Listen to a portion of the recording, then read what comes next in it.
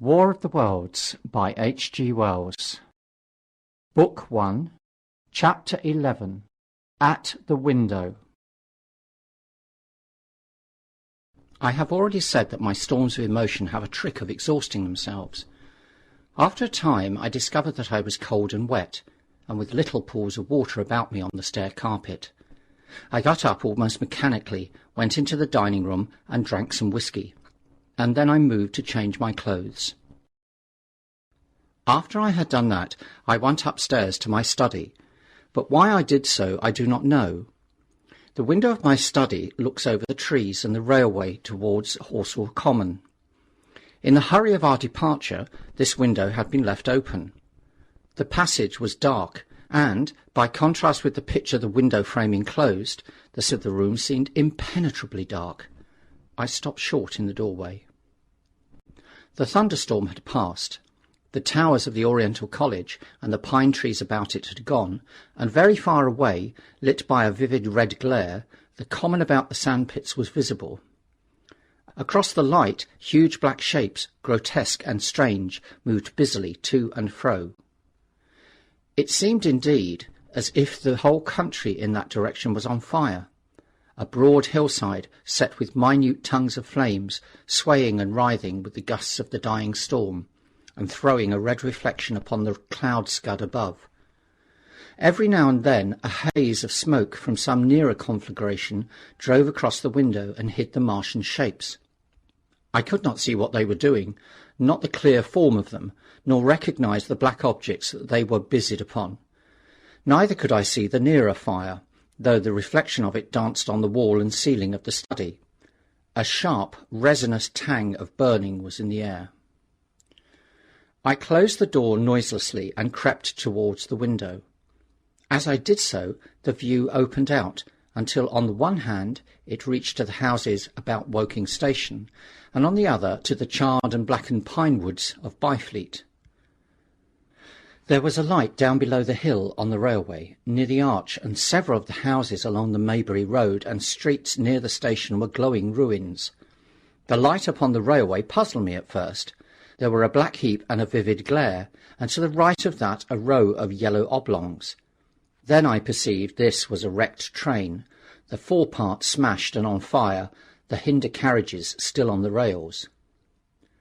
Between these three main centres of light, the houses, the train, and the burning county towards Cobham, stretched irregular patches of dark country, broken here and there by intervals of dimly glowing and smoking ground. It was the strangest spectacle, that black expanse set with fire. It reminded me, more than anything else, of the potteries at night. At first I could distinguish no people at all, though I peered intently for them. Later I saw against the light of Woking Station a number of black figures hurrying one after the other across the line. And this was the little world in which I had been living securely for years, this fiery chaos. What had happened in the last 7 hours I still did not know, nor did I know, though I was beginning to guess, the relation between these mechanical colossi and the sluggish lumps I had seen disgorged from the cylinder. With a queer feeling of impersonal interest, I turned my desk chair to the window, sat down, and stared at the blackened country, and particularly at the three gigantic black things that were going to and fro in the glare about the sandpits. They seemed amazingly busy. I began to ask myself what they could be. Were they intelligent mechanisms? Such a thing I felt was impossible. Or did a Martian sit within each, ruling, directing, using, much as a man's brain sits and rules in his body? I began to compare the things to human machines, to ask myself for the first time in my life how an ironclad or a steam engine would seem to an intelligent lower animal. The storm had left the sky clear, and over the smoke of the burning land the little fading pinpoint of Mars was dropping into the west, when a soldier came into my garden. I heard a slight scraping at the fence, and rousing myself from the lethargy that had fallen upon me, I looked down and saw him dimly, clambering over the palings. At the sight of another human being, my torpor passed, and I leaned out of the window eagerly. "Hist!" said I in a whisper. He stopped astride of the fence in doubt. Then he came over and across the lawn to the corner of the house. He bent down and stepped softly. "Who's there?" he said, also whispering, standing under the window and peering up. "Where are you going?" I asked. "God knows. Are you trying to hide?" "That's it." "Come into the house," I said. I went down, unfastened the door and let him in, and locked the door again. I could not see his face. He was hatless, and his coat was unbuttoned. "My God," he said, as I drew him in. "What has happened?" I asked. "What hasn't?" In the obscurity I could see he made a gesture of despair. "They wiped us out! Simply wiped us out!" he repeated again and again. He followed me almost mechanically into the dining room. "Take some whiskey," I said, pouring out a stiff dose. He drank it. Then he abruptly sat down before the table, put his head on his arms, and began to sob and weep like a little boy, in a perfect passion of emotion, while I, with a curious forgetfulness of my own recent despair, stood beside him, wondering. It was a long time before he could steady his nerves to answer my questions, and then he answered perplexingly and brokenly. He was a driver in the artillery and had only come into action about 7. At that time, firing was going on across the common, and it was said the first party of Martians were crawling slowly towards their second cylinder under cover of a metal shield. Later, this shield staggered up on tripod legs and became the first of the fighting machines I had seen. The gun he drove had been unlimbered near Horsell in order to command the sandpits, and its arrival it was that had precipitated the action. As the limber gunners went to the rear, his horse trod in a rabbit hole and came down, throwing him into a depression of the ground. At the same moment the gun exploded behind him, the ammunition blew up, there was a fire all about him, and he found himself lying under a heap of charred dead men and horses. "I lay still," he said, "scared out of my wits, with the forequarter of a horse atop of me. We've been wiped out, and the smell, good God, like burnt meat. I was hurt across the back by the fall of the horse, and there I had to lie until I felt better. Just like parade it had been a minute before, then stumbles, bang, swish." "Wiped out," he said. He had hid under the dead horse for a long time, peeping out furtively across the common. The Cardigan men had tried a rush, in skirmishing order, at the pit, simply to be swept out of existence. Then the monster had risen to its feet and begun to walk leisurely to and fro across the common among the few fugitives, with its head-like hood turning exactly like the head of a cowled human being. A kind of arm carried a complicated metal case, about which green flashes scintillated, and out of the funnel of this there smoked the heat ray.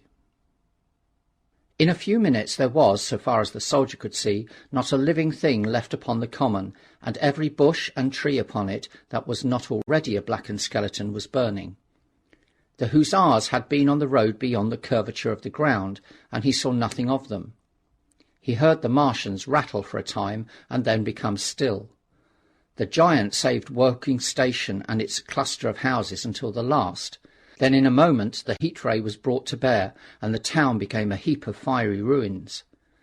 Then the thing shut off the heat ray, and turning its back upon the artilleryman, began to waddle away towards the smouldering pine woods that sheltered the second cylinder.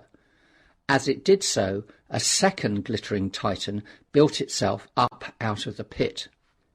The second monster followed the first, and at that the artilleryman began to crawl very cautiously across the hot heather ash towards Horsell.